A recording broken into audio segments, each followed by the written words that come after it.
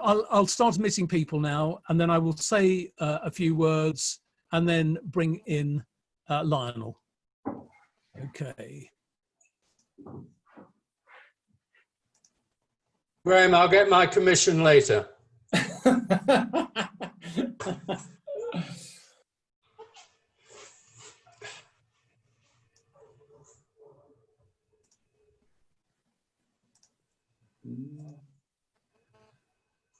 Well, welcome everyone. Good evening, and welcome to the 7th in our lockdown series of questions and answers. And today we have another very special guest. Thank you very much to Graham Gooch, who's giving up his time to answer members' questions this evening. In a few minutes, I'm going to ask Lionel Frumpkin to formally introduce our guest and tell you a little bit about him. Although I doubt he's one of our guests who needs very little introduction. I'm sure most of you know all about him. Before I do that, a little bit of housekeeping. Please, everybody, keep your microphones on mute until you're invited to speak. And when you have spoken, if you could then mute yourself if you're not already muted. The first 4 questions are going to come from Brian Lown, Max Sawyer, Paul Graber, and Derek Wheeler. Just mention Paul is also acting as co-host today, so if anything goes wrong with my internet connection, Paul will be able to step in. If you are down to ask a question, please make sure we can identify you by having your name and preferably your full name shown on your screen. Otherwise, we may not be able to find you. So, Lionel, over to you. Would you like to introduce Graham for us, please? Yeah. Good afternoon, everyone, and welcome, Graham, and thanks. It is my privilege to introduce the most prolific run scorer in first-class and List A cricket, scoring over 67,000 runs in a career stretching from 1973 to 1997, and during which time he amassed some 172 centuries. Graham was England captain 34 matches from 1989 to 1993, following on from his mate John Embury and a cameo appearance in between by Chris Cowdery. For those of you who haven't been in the home dressing room at Lord's, Graham has the unique distinction of having his name on the batting honours board no less than 7 times, more than any other English batsman. In 1990, against India, Graham scored a total of 333 runs, a test record by any batsman at Lord's, and followed this up with 123 in the second innings for a total of 456 runs, the highest aggregate in Test match history. In retirement, Graham has set up the Graham Gooch Scholarship to support the Essex Cricket Academy, which, by the way, was instrumental in developing and mentoring Alistair Cook. The scholarship also supports the PCA Benevolent Fund, with Graham being a proud ambassador for the association. And I understand you're the current president, Graham. I could fill the next hour with Graham's records, but knowing there are so many of you itching to ask Graham a question, it just remains for me to say once again, thank you, Graham, for joining us today. Thank you. Thank you very much, Lionel. Well, our first question comes from Brian Lown. Brian, are you there? Yes, I'm. Can you hear me? Yes, we can. Yes. Graham, good evening to you, and thank you for helping us and joining us in this Q&A. I was also going to mention some of the highlights of your cricketing background, but that's already been eloquently stated by our introduction, or by your introduction. My question, Graham, is this.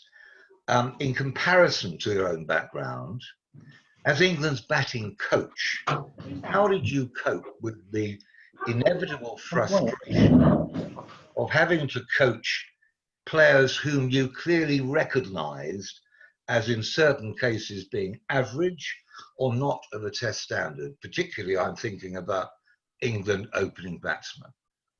It's very kind of you, Brian, to ask me a question about my coaching career. I really enjoyed my 4.5 years working with Andy Flower, who I knew quite well, because when I was coach of Essex, I brought him to Essex as a player. So I was quite honoured when he asked me to work with England, with the players, because I think, you know, serving your country in any capacity as a player, a captain or a coach is a great honour. I think, look, my philosophy on coaching, it's the second best thing to playing. Nothing is like playing. Nothing gives you the buzz of playing and that goal to aim for of being the best you can possibly be. I think as a coach, my philosophy was that you know, whatever standard of players, that you can improve yourself, you can get the best out of your ability, but you have to have a structure. But I think the coach's job generally is not to tell the player how to play or what to do, is to give him or her options, ideas, suggestions, try to shape their career, but let them make the decisions of how they're going to put things into place to make them a better, more complete, rounded player. Now that goes for their technique, that goes for their fitness, that goes for the way they think about themselves, the way they have their lifestyle, which might impact on how successful they're going to be. But obviously, in any walk of life, there's some players and people that are more naturally gifted than others. And some have to work a lot harder at it. Doesn't mean you can't be successful. I think one of the most important things is you need to know as a performer what you need to do and what you don't need to do. So, or should I say, how you play, what you're good at and what you're not good at. Yes, you try and enhance that on the practice pitch or whatever, and in your general way, your attitude about going about your life and your job if you're a cricketer. Well, I call it a job, but I mean, playing cricket for a living is not a job, it's a dream, to be honest, but there we are. So, I mean, I think you find that in my case, working with Essex and with England, you can influence some people more than others. You know, some people you can have an engagement with, and then some people you can't. It's just like everyday life, isn't it? Some people you click with, some you don't. Doesn't mean you can't help them, but you know, you don't have that two-way bond exactly the same with every person. And to make it work, it has to be a two-way thing and not a one-way thing where you're just telling them all the time what to do. They have to have feedback for you as well. Yeah, Graham, I can thank you for that answer. You know, my big problem, I suppose all of us have been over the last few years looking at the amount of opening batsmen that have been selected for England. I mean, it's a position, of course, which you occupied yourself, and you know, over the last few years, we've had one or two shining examples of opening batsmen, but it's obviously been an area of great anxiety as a supporter of English cricket. And in the time that you coached, I think there was indeed one or two that did fill that role adequately, but sadly, it has been something rather remiss over recent years, which I'm sure you'd agree to. Well, yeah, I mean, Andrew Strauss and Alistair Cook were the best partnership we've had, you know. Well, when were they together? I mean, it's amazing. Before, more than 10 years ago, but the big success in Australia was in 2010 when we won 3-1, and they were a big part of that. Alistair had an unbelievable tour. And, you know, you're right. I mean, when asked about cricket, I always say that the two, I think, most important ingredients of a cricket team in general are your two opening batsmen and your two opening bowlers. Because your opening bowlers, you know, set the tone with the ball. If they can punch holes in the opposition's top order with the new ball, then you expose that middle order to the moving ball more quickly. And, you know, as an opening batsman, if you can be solid and put together, you know, regular, confident starts, you know, you can take the sting out of the opening bowlers. You can set the platform for your team and, you know, hopefully make a foundation. I always enjoyed opening the batting. I didn't start my career opening the batting. I started down at 3, 4 and 5, mainly 5 for Essex. And then about 5 years in, Keith Fletcher asked me, he said, I think you would go well opening. You know, performances in the middle order have been okay, but not up to the standard I think they should be. And I think it would be good for your game. And it was an instant sort of made me sharpen up, made me concentrate better, made me realise I had to be fitter and stronger, because, you know, fatigue robs you of your skills, okay? Now, in cricket, as a batsman, as you know, one mistake and it's the end of your day. You know, what other sports are like that? If you're a bowler, that doesn't happen. If you're a golfer, if you're a tennis player, you know, maybe if you're a Formula One driver or a downhill skier, it's a similar problem. One mistake, end of your day. Okay, so your concentration has to be right, your attitude has to be right, your technical ability you can work on, your knowledge has to be good, but concentration is everything. So when I went to open the batting, it was a hugely positive influence. And of course, when I became captain of Essex in England, I think it's the greatest place to lead a side from, because you get the chance to go out there and set the agenda and set the tone for your team. Thanks very much indeed. Thanks, Stephen. That's an excellent question. Thank you, Graham. Our next question comes from Max Sawyer. Max. Graham, good evening. Hello, Max. Looking back over the teams that you played in, captain and coached, which bowlers were most feared, not necessarily from the point of view of causing physical injury, but of doing the job that a bowler is there to do, which is taking wickets? There's lots of them, isn't there? Well, I'll give you my top three quick bowlers. Okay, if I had a team, I'll start with number 3. Okay, he would be Wazzy Macram. Okay, because his left arm, he had great pace, he had great stamina, he had the ability to bowl over and round the wicket, and if you watched him swing the ball at top pace both ways, you couldn't be sure which way it was going. Obviously very adept with the reverse swinging ball, as they call it now, and he was a great guy to, you know, knock over a tail as well, finish off the team. He had unbelievable skills and had a very long career, so he would be my number 3. Number 2 would be the best Australian fast bowler. Some might say Glenn McGrath, but I would say Dennis Lilly. Okay, I played against Dennis Lilly in the earlier days of my career and probably the middle to latter part of his career. Had a fantastic run up, fantastic action. He was a really aggressive competitor. He was always in your face, no, not verbally. He was quite humorous actually, but you knew you was in a contest all the time. Every ball he gave everything, and he had great skills. I remember he bowled us out in Melbourne in 1980 by bowling cutters, like rolling his finger across the ball at the MCG on a very slow, low wicket, and he got 6 for not bowling particularly quickly, but you know he had the full range of skills, and he was a superb competitor. But my number 1 bowler would be Malcolm Marshall. Now, if there's a better fast bowler been around, I haven't seen him, because Malcolm wasn't the tallest bowler compared with some of the West Indies bowlers or others. He was probably just a shade under 6 foot. I think he learned a lot when he first came to England in 1979 playing for Hampshire. And I have to tell a quick story, why one of the reasons that possibly I rate him so highly. Not only did he, you know, have a fantastic test career all around the world, getting wickets in every continent, which not everyone did, but he did.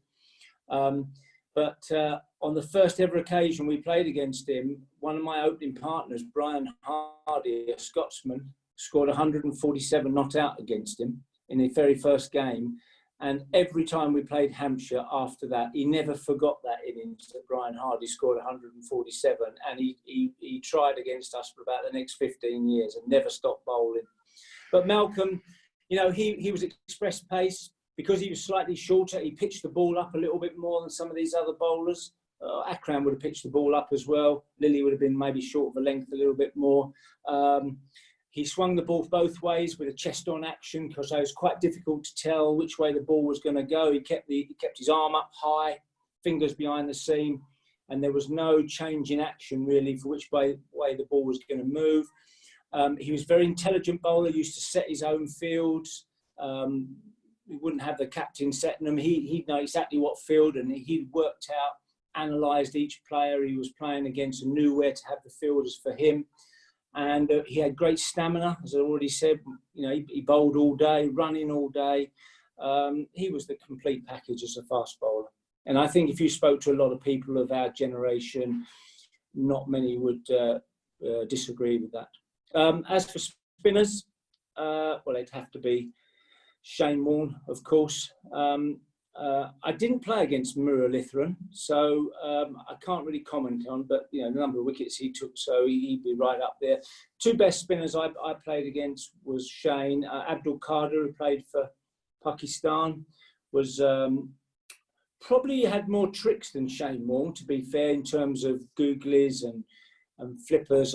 Shane, when I played against him in '93, you know, he bowled different types of leg spin. He had different grips to have more overspin than side spin, so he spun it different lengths and different ways.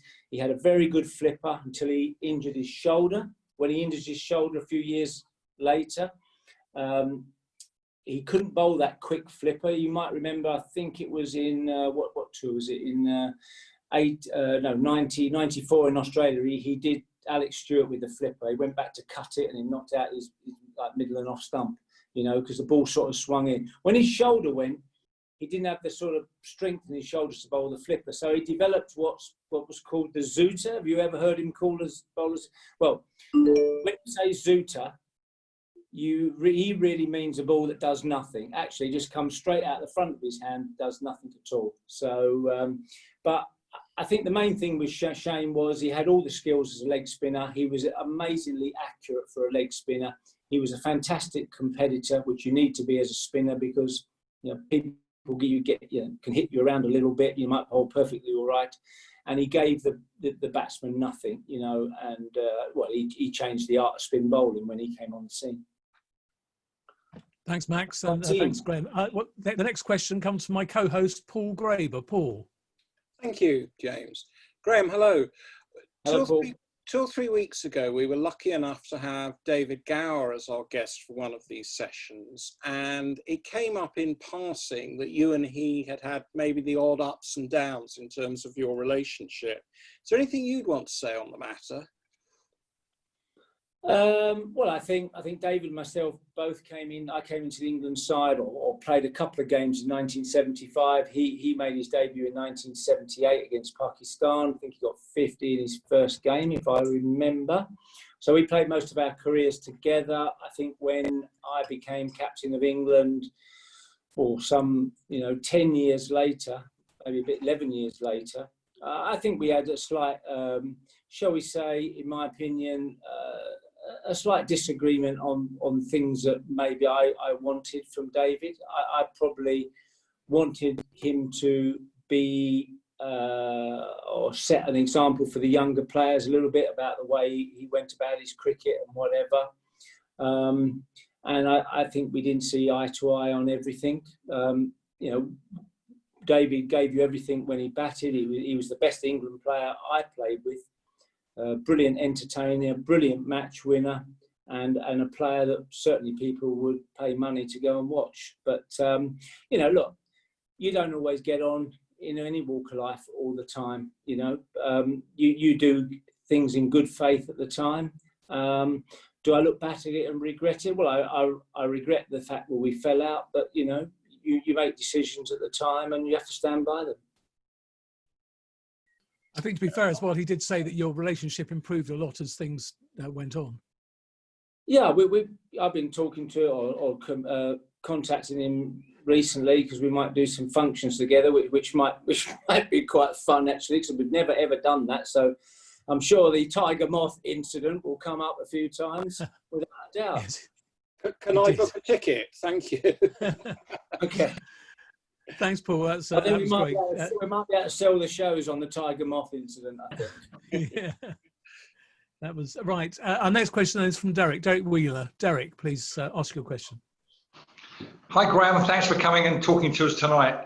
Graham, we had Dusty Miller on talking to us 2 weeks ago. Fascinating stuff about mental strength. and you never started your Test career terribly well, with I think it was a pair in '75. You came back with the mental strength to become one of our finest ever batsmen. How did you do it? Well, it didn't start well, as you say, at Edgbaston. I do say it's quite convenient to have your first Test score in your surname, actually. Very good. So, and I'll just give you a little story, okay, which is absolutely true. Okay, so Sir Leonard Hutton was one of the selectors when I was picked in '75. So I'll give you a little story before I go back, I'll answer your question. So I'll try and make it as brief as I can. So he was one of the selectors, arguably England's greatest ever batsman, although Geoffrey Boycott would dispute that, I'm sure. But anyway, so when I was selected for the Test at Edgbaston, I basically gained selection on the fact that I scored 75 for the MCC at Lord's in the tour match against Australia about 3 weeks before the Test, against Lilly and Thompson, Max Walker, Ashley Mallett. And on the back of that score, the England selectors picked me for the Test. When I got to the Test, we stayed at the Raven Hotel, Droitwich. All the players I was playing with were all players that I'd looked up to as a kid, 10 years. You know, your Greggs, your Knotts, your Edrich, John Snow, all the Derek Underwood, all these guys were guys I was playing games of cricket as a kid with their names. So it was a daunting experience. At breakfast on the morning of the Test, I've been told that I was playing, okay? The great man, Sir Leonard Hutton, came up to me and he said, "Congratulations, Graham." He said, "Playing your first Test today, representing your country, great honour. And also to play against Australia, the old enemy, the colonial, you know, the sort of mother country and the colonials, you know, well done." And I said, "Well, thanks, Len." I said, "A bit nervous. I didn't know really what to say to him." Anyway, then he paused for a minute and he looked me in the eye and he said, "Graham," he said, "have you ever played against Australia before?" And I looked at him and I'm thinking, well, you picked me 3 weeks ago for the MCC. And I didn't know what to say. So I said to him, "Len," I said, well, actually, I have. I said, "You picked me for the Australia game for the MCC 3 weeks ago." He said, "Oh, did I?" He said, "I don't watch much cricket these days." So it wasn't a great confidence booster, to be honest. But anyway, look, I'm a great believer in is you evolve yourself, okay? You evolve yourself over time. So at that stage, I was a sort of a young 21-year-old with a bit of talent, not much structure, you know. There was no coach at Essex. That's not a complaint. I'm not saying it was a good thing, but we just had a team like a lot of counties did, and you did your own thing, and you learned off the senior players, which made you ask questions, and it was a good learning curve. Okay, so things in my career improved when I've already mentioned that Keith Fletcher asked me to open the batting. And then I got into the England side, and then Kenny Barrington was a massive influence on me as the England assistant coach and selector, a brilliant man. He was a father figure to the likes of myself, David, Ian Botham, Mike Gattin, John Embry, all these guys. He was a real confident and wise counsellor for us. So through that sort of late 70s, early 80s period, sadly till he passed away in Barbados in 1981 on the tour. And then, you evolve yourself, you get better, you work out what you need to do, what you can do, what you can't do, how you can enhance your career, and I evolved. And when I became captain, I was being asked a lot lately because it's 30 years, as you know, since I scored my 300. What was the catalyst, or what was the change in things that happened for you when you were 36 or something, had an okay Test career, but not brilliant. And what came for me is that in the late 80s, I lost my technique a little bit, and Geoffrey Boycott helped me put my technique back in order in 1989. That coincided with getting the England captaincy. And those two things were the factor that really gave me a huge lift in responsibility and everything clicked together then in terms of scoring big hundreds, making it count, and hoping to help your team win matches. So when people ask me about scores, you know, what's your favourite score, what's your best big score, and all that sort of stuff, I say, well, I don't think that's what you should remember. What you should remember as a player is when your performance helps your team win the game. That's what you should remember. Thank you. Next question comes from John Fingleton. Fingers. John, I can see you, John. Evening, Gooch. How you doing? There's a good beard you got there, John. It's got not bad. It's got one more week. It's coming off next Monday morning. Oh, right, is it? Right. Yeah, just before I go to my club for lunch for the first time in whatever it is months. Gooch, Okay. I've got a question ready for you, but before that, is that a snooker scoreboard behind your right here? It is, yes. Have you ever scored a 3-3-3 break? I'll be happy with 3, actually. Now, Gucci, what I wanted to know, cast your mind back. 10:30 in the evening on New Year's Eve 1990. Where were you and the England boys going off to when you got in your coach the night before you were due to play Australia in Sydney in the freeway one day the next day? Testing me now. The night, New Year's Eve, we've been on a boat, Yeah. wouldn't we? We've been on a boat on the Sydney Harbour, wouldn't we? We were at Doyle. We were all at Doyle's in Sydney, but on the beach. Right. And you got in the coach, and you said to me, "We're off back to the hotel." Right. And I heard the next morning that you'd all gone to Bondi Junction and got anyway. You got smashed by the Aussies the next day. I couldn't possibly comment, mainly because I don't remember what happened yesterday, let alone 30 years ago. The other thing was you were quite rude about my Heartaches blazer at the time.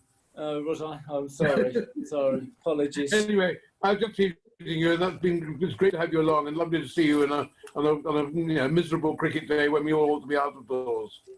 Thank you for coming and joining us. No, pleasure. It's lovely to speak to all the members of the Lords, and the MCC is a special place. There is no cricket ground or club like it anywhere else in the world, and every player and every spectator, I reckon everyone who loves cricket adores Lords because of the history, the tradition, and above all because of the class of the place. Absolutely right. Thanks, John. Thanks very much indeed. Right, the next question then Thanks, is from John. Stuart Lewis. Stuart. Hi, Graham. Hello, Hi. Stuart. How are you? Very good. Thanks for doing this. It's much appreciated. No My question is about batting and captaincy. There's obviously a special focus that an opening bat needs. But my question is, how is that different when you also have the responsibility of captaincy? I guess the question is partly prompted by being impressed that your record, your England average was higher when you were captain than when you weren't.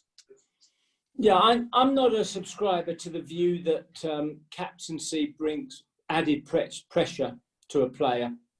I think it's an honour. I think it's something you can cherish and something that should spur you on to greater performances. Certainly for me, the responsibility of leading those other 10 players out onto the field had a special effect on me. And also, when you're captain of an England team, whether it's cricket, rugby, soccer, or any sport or anything, you are sort of top of the pyramid for your sport. You're not only captain of that team, you're at the top, you know, as a role model for your whole sport in your country. And that's a great responsibility. So the way you act, the way you carry yourself, the way you behave, and your standards and values are very important, and they cascade down the sport. So that all had a positive effect on me. And as I've already alluded to, that opening the batting, I think is a great place for a cricket captain, because when you go out to bat, you know, you are there, you know, at the forefront, at the coalface, so to speak, to set the tone for your team, to show the way forward. And one of the great things about being captain of a cricket team, it's, I suppose, like being manager of a football team or a coach in rugby, you can set the tone for how you want to play the game. Now, obviously, the coach's influence in cricket has grown hugely over the last 20 years. You know, way back when I made my debut, when I turned up for my debut for England, there was just the 11 or 12 players. There was a 12th man. I think Bob Warmer was 12th man. And there was the chairman of selectors. That was it. There wasn't anyone else. And you met the other selectors for dinner on the night before the test. And it was all just down to the team. So there was no backup staff. There was a physio, but, you know, he that was it. So you had to just get on with it. So I think, you know, leading your country, when people ask me, you know, what's the best thing about your career, I say being asked to captain England. There is no personal performance can match up to that honour. Right, thank you. Thank you. It was. Thank you, Stuart. Next question then from Noel Kearns. Noli, are you there? Yes, I am, Jamie. Thank you. Hello. Thank you. Good evening, Graham, when I can see you. How are you? I'm good. I'm good, thank you. Yeah, good. Nice to see you again. You've spoken a couple of times for Sports Aid over the years. Oh, right, okay. I've got trepidation because I see you've got a picture of Richard Hadley, or Sir Richard Hadley, up on your wall behind you there. You're very observant, and on that side, the one and only Sir Gary. Oh, right. Well, I never. Do you know what? Are you from Nottingham then? No. It so happens that Sir Gary is my man, and Right. Bashir Hassan sold me that, and he managed to sell me this as well. Because you know. Okay. Well, I can tell you that one of I don't have many disappointments in my career, but one of them was in 1973 when I first played for Essex as an amateur. I was completing my engineering apprenticeship. My father insisted I did this engineering apprenticeship before playing cricket. The day I qualified was the day I signed professional. I played a number of Sunday League games in '73, and I went to Trent Bridge, and Gary was going to be playing, and the game was raved off. So I never got to play against him. Now, of course, Richard Hadley, he knocked me over countless times, but the most embarrassing one was in 1990. And I thought it was the first ball of the test, but I've got it wrong because I've looked up the match. I was out the first ball of our innings, okay? So walking out to open the innings for your country and being LBW Hadley first ball and traipsing all the way back was an embarrassing scenario, I can tell you. Well, yeah, truly two great players, of course. Absolutely. But like so many of us that are lucky enough to see Sir Gary, I mean, there is no finer cricketer ever. No, an all-round cricketer, I think. That's an all-round cricketer. Anyway, on to my question. Yes. And I don't have to mention the person because you'll get it. Graham, at what stage did you really think that a young choir boy intending to pursue music as his chosen path, yet who was making prolific scores as a schoolboy seemingly for fun, could and would become the most prolific English batsman of all time, knocking your record and all of those other English batsmen down the all-time list? I can't give you a moment, but in about 2002, 2003, when I first come across Alistair, he was actually keeping wicket as well for the Essex Bald team. And as you rightly say, he was breaking all records at Bedford School. I think his first senior game for Essex was against Pakistan in a one-day game where he batted 7, and I think he went in for about 1 or 2 balls. So he's an interesting case, because when you watch Alistair bat, you might watch some others alongside him and think they are more, better movers. They're more graceful and they got, better range of shot and stuff like that.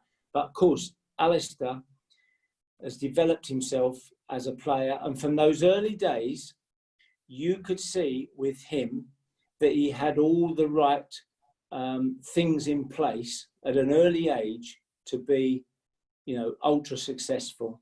He was determined. He had a good work ethic. He had brilliant concentration, which is, I've already mentioned, is vital. It's probably the most important thing for a run maker. He had an amazing knowledge of his own game and what he could do and what he couldn't do at that stage. He worked tremendously hard, even from a young age, and over all the years I worked with him, to increase his, skills and his way of scoring runs and whatever. And he made himself the most accomplished player we've probably ever had in terms of numbers. There are players who are probably easier on the eye, he knows that.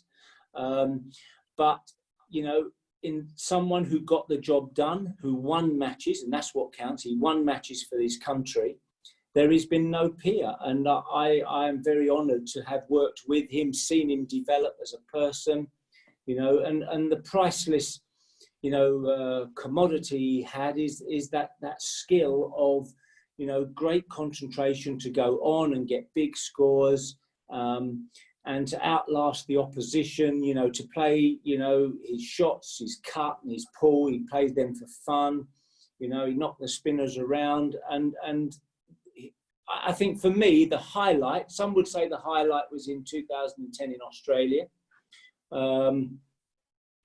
which, he got the double 100 in the first game. And in fact, that I've never taken one picture on tour, all the years I played.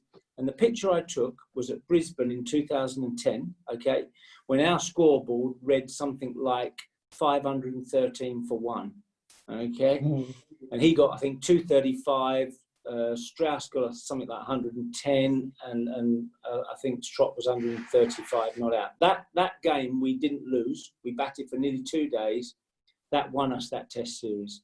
And Alistair played a massive part.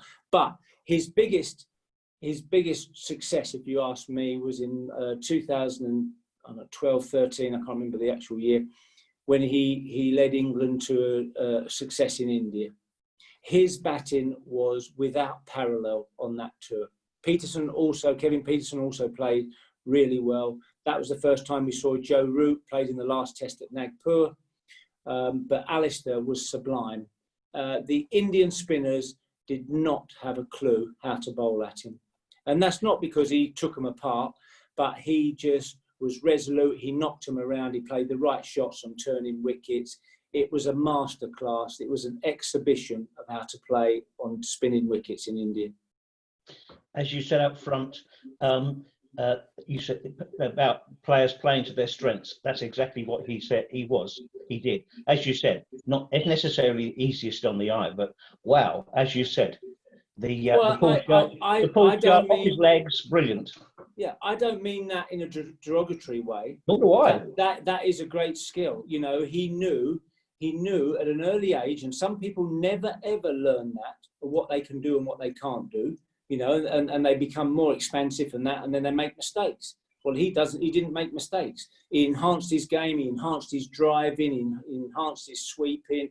He was always strong on the cut and the pull, we know that. And certain attacks tried to test him outside off stump, and he was equal to that. But, he had that priceless skill. And if you had to have one of the skills, it's that determination, that concentration, which was there in abundance. And no greater example than of his first test in Nagpur, where I think he scored his 100, okay?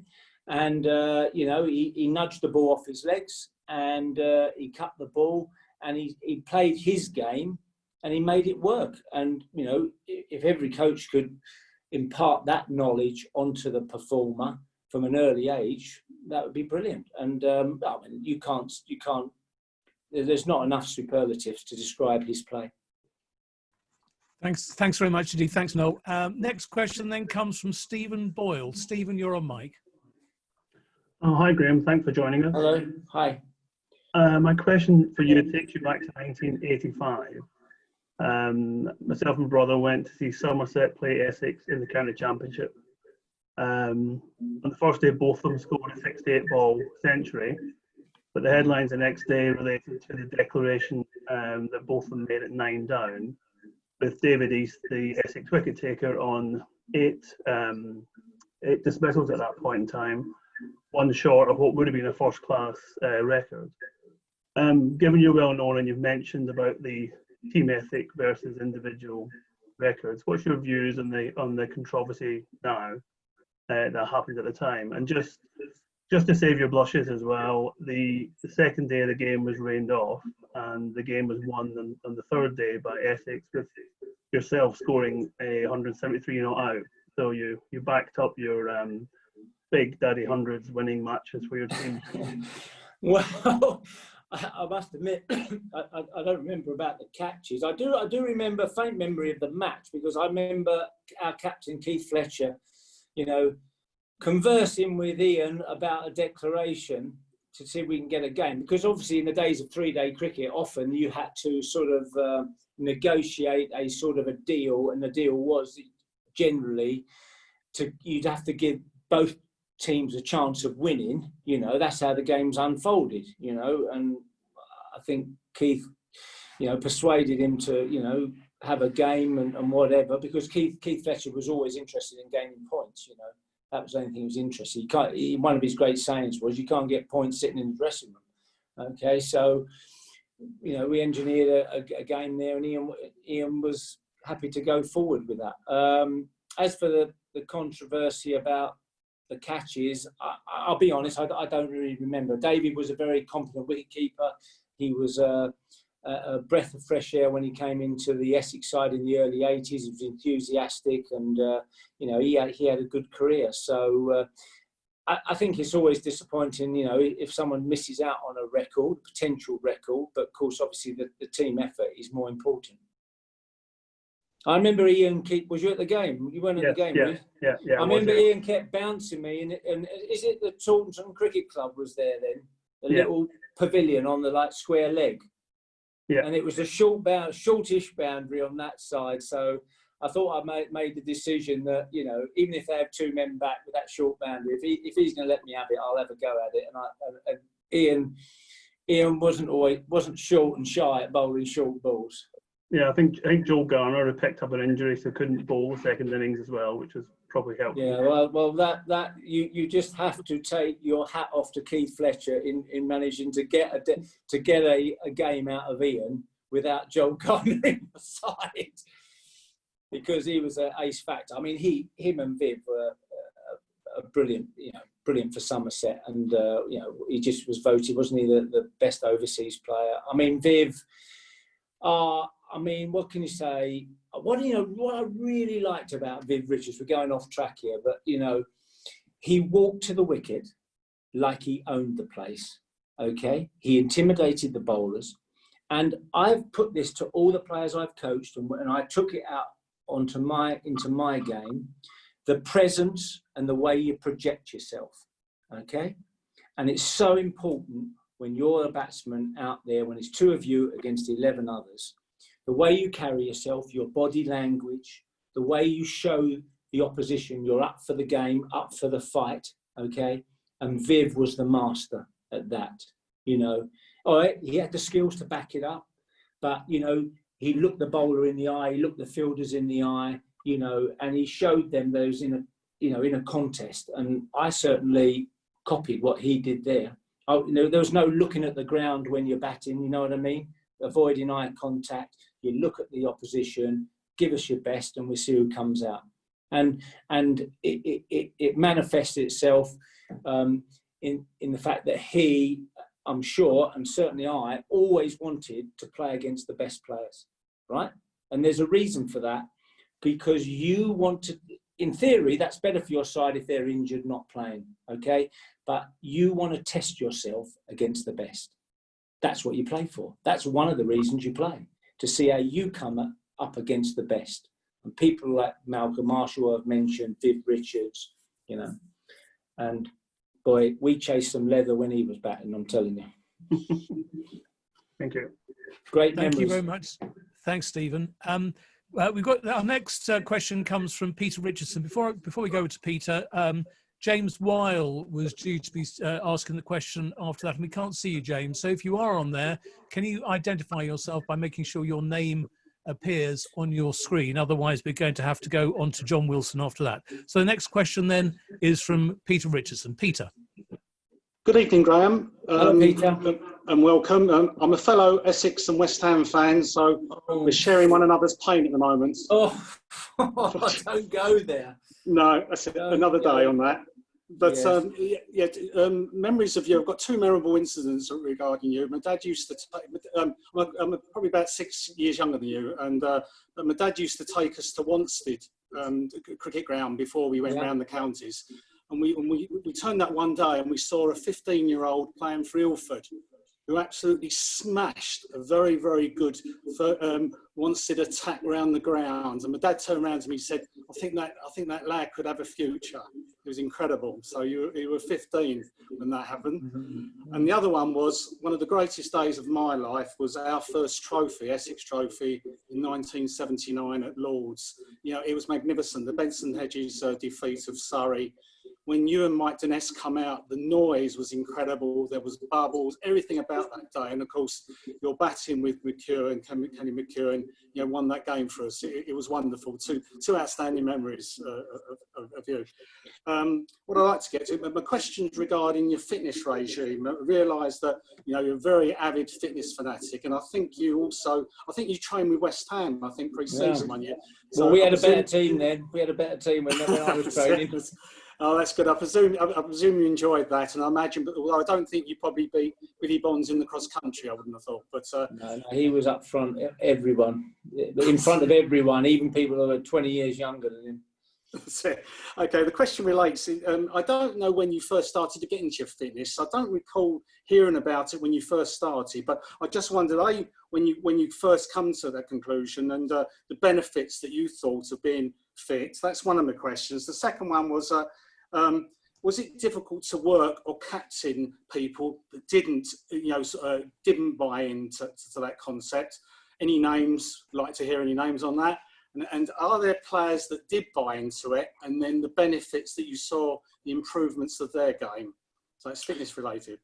Okay. So just briefly, so I started in '73 as an amateur, as I said, signed professional '74, had a little bit of success, obviously, to get a couple of games for England in '75.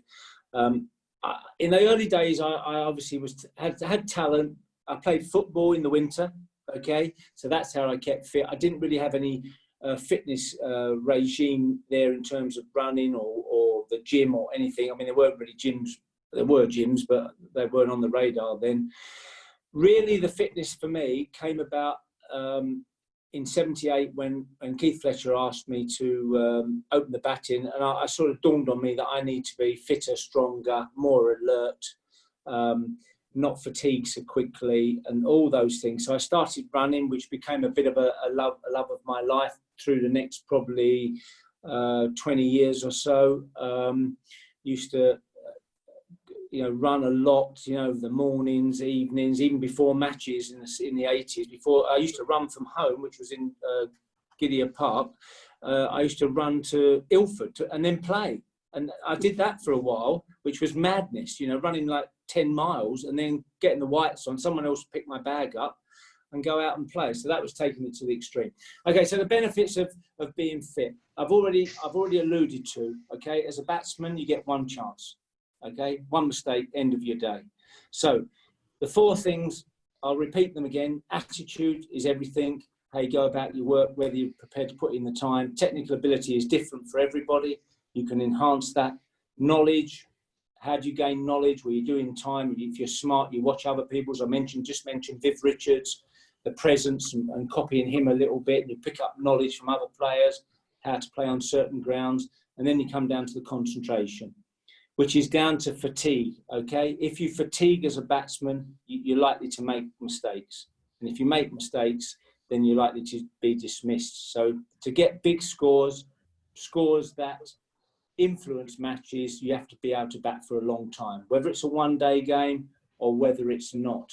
So that developed over a period of time. It evolved. And I would say, I don't think I would have played for England or for Essex as long as I did, unless I instituted that sort of fitness regime early on. And in fact, since this lockdown, these last 3 months, I've been training most days, even at my age, and I really get a kick out of it, and I feel better and healthier for it still.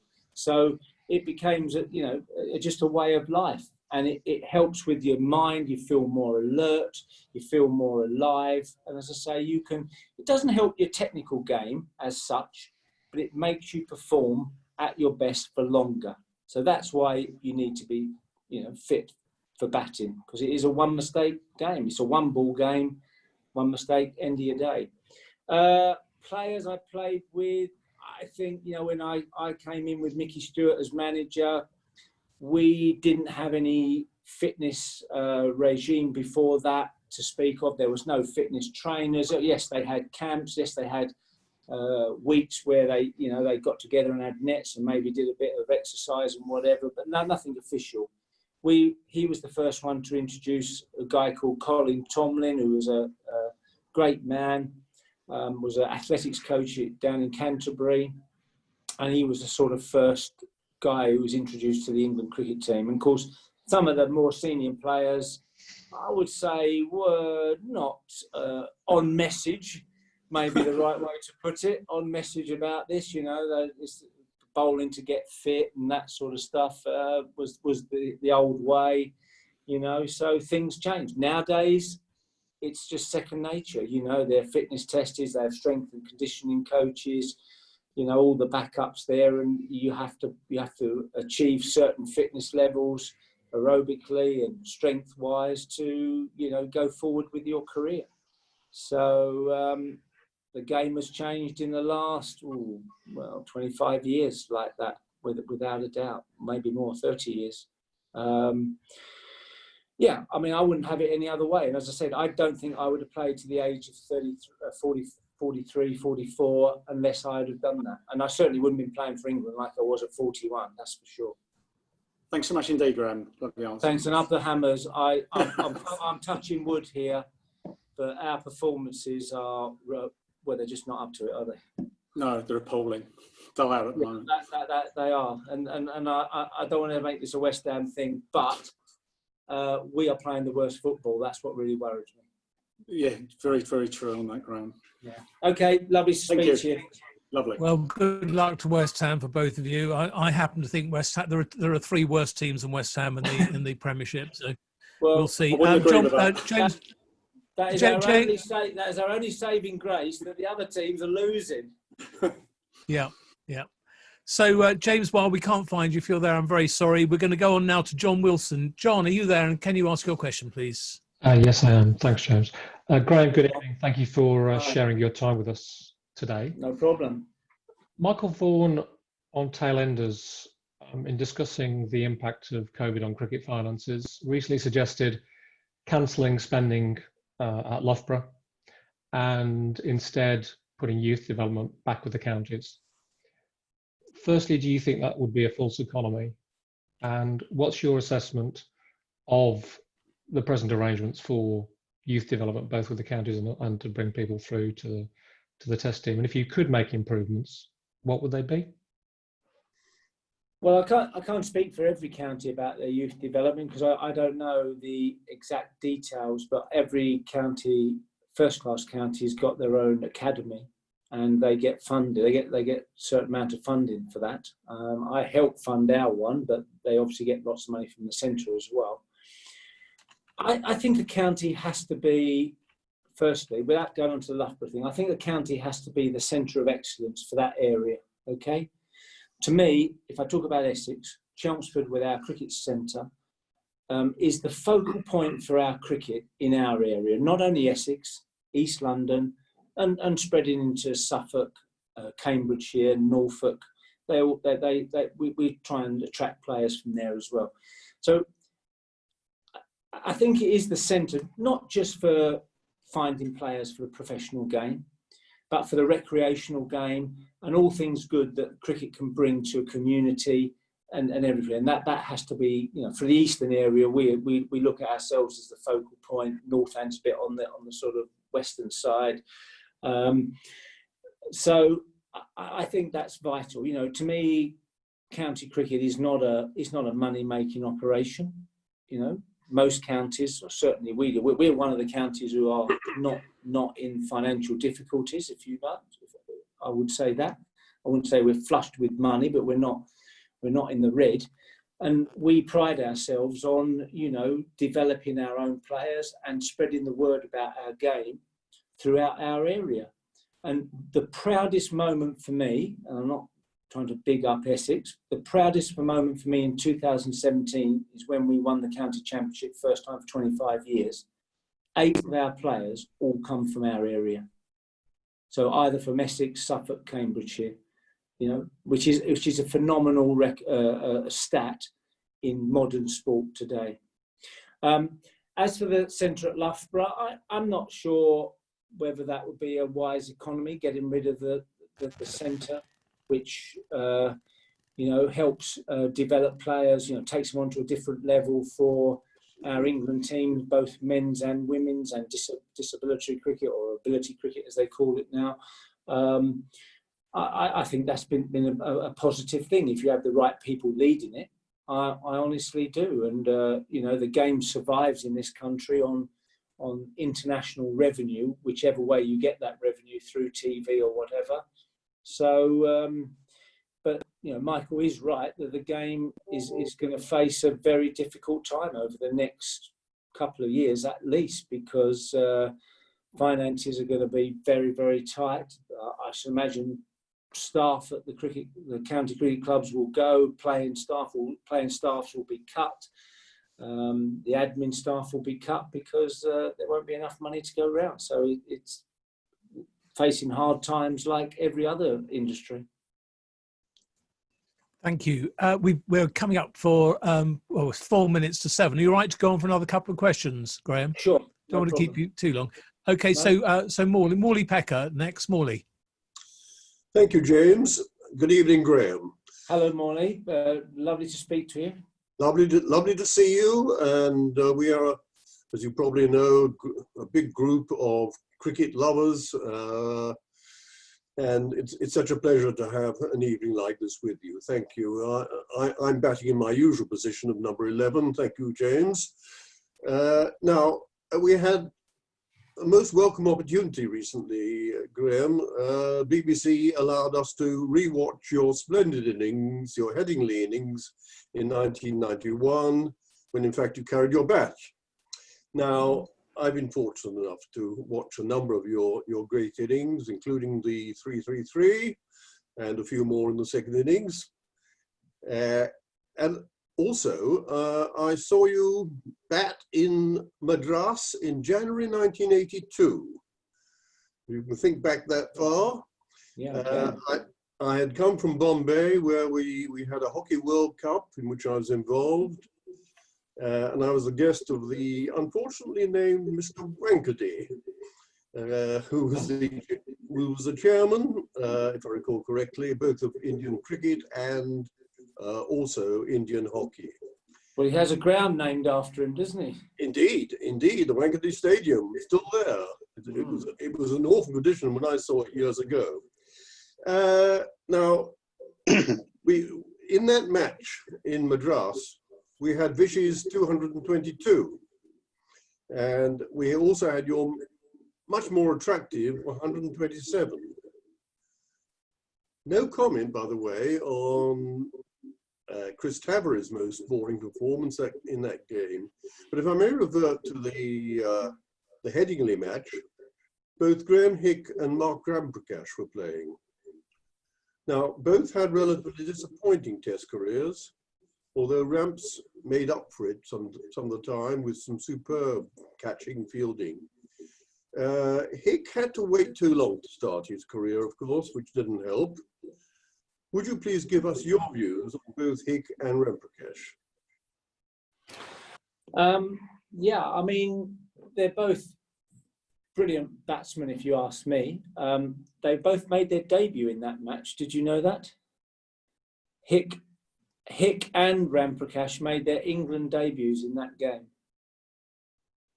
I've lost your audio, Morley. No, sorry. That was me. Because we're running out of time. I've muted. I did mute Morley, so we can get on to the next one when you ask your question. Sorry. Okay, I'll answer. I mean, I think Graham Hick. Sorry, Morley. Graham Hick. You know, he'd had a long apprenticeship, if you like, being touted as the next great England player. with his record for Worcestershire. He was destroying county attacks. He was destroying tourist teams' attacks. And when he came into the England side, there was a lot of pressure on him. And I think, you know, he didn't start well in that game. Curtly Ambrose, I think, got him out at least once in that match. And I don't know, I suppose everyone was expecting him to, you know, be a very, very heavy scorer like he was in domestic cricket, in England cricket. And sometimes it doesn't work like that. And I don't know whether the pressure got to him a bit. I think also players struggle a bit when the media get onto them. I'm not blaming the media, but when you play for your country, well, when you play county cricket, generally the media comment is mostly positive about your play if you do well. When you come to international cricket where TV, radio, the press are watching you, you know, if you don't do well, they sort of let you know very quickly, and that can affect players in my experience. I'm not saying it did with Graham Hick, but certainly I think, you know, maybe the pressure of people, you know, building him up so much and then it not quite coming off in the same way that they expected. I think that might have contributed to him. As with Mark, he was a lot younger. I can't remember how old he was at the time. He might have been 19. He was certainly only 19 or 20 when he made his debut. He got a very good 27 in the second innings, which helped us actually take the match. Again, you know, he in his early days maybe didn't get the run in the team that he would have liked, and you know, he didn't match up to expectation, which would have been a disappointment. You know, he had some really good innings for England, but maybe expectation was a bit much. I can't give you a reason why they weren't successful, but as I mentioned, you know, you have to evolve yourself. You have to work out what you can do and what you can't do, and there's no guarantees about, you know, your talent scoring, you know, or performing for you on the big stage. And it's all about handling the pressure as well, isn't it? I mean, the big difference between domestic cricket and international cricket is handling the pressure.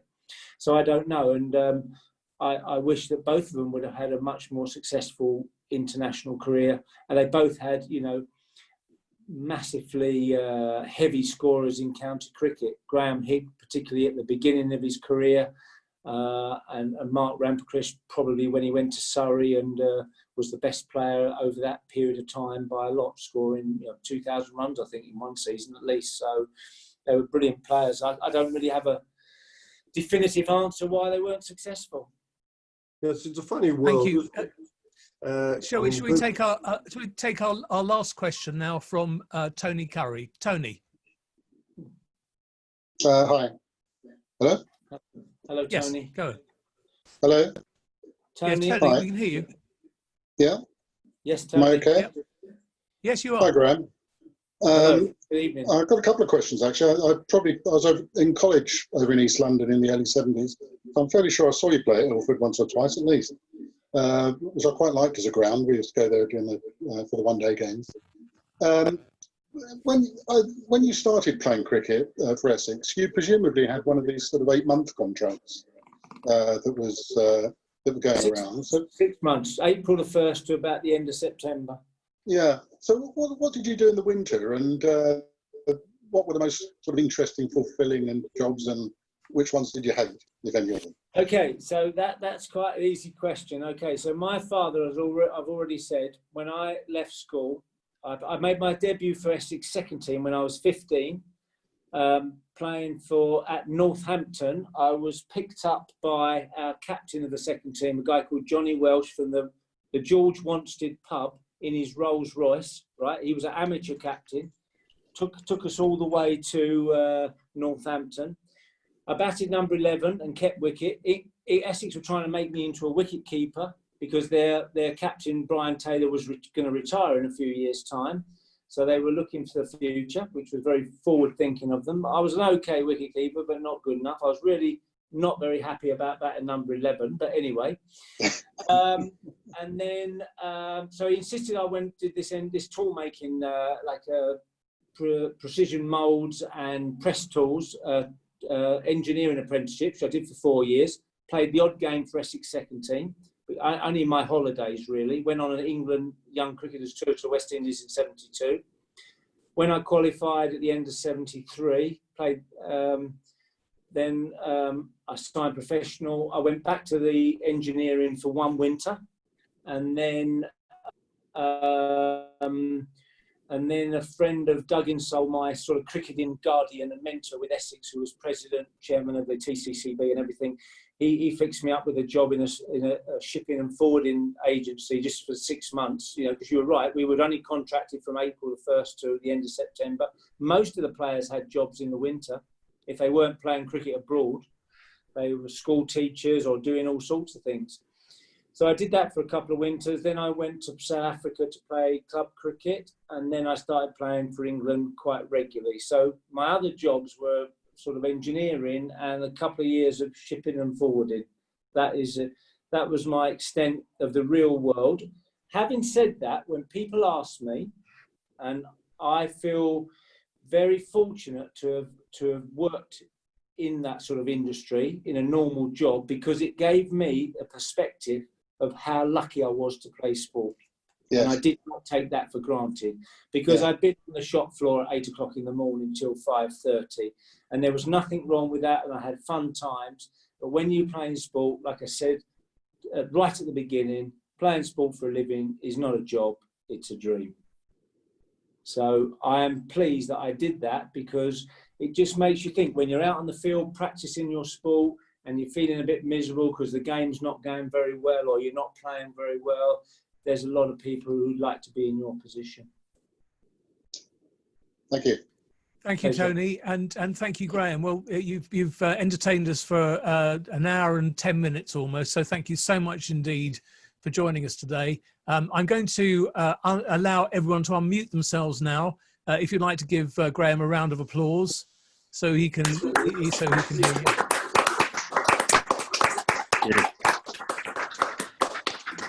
Can I make a closing statement?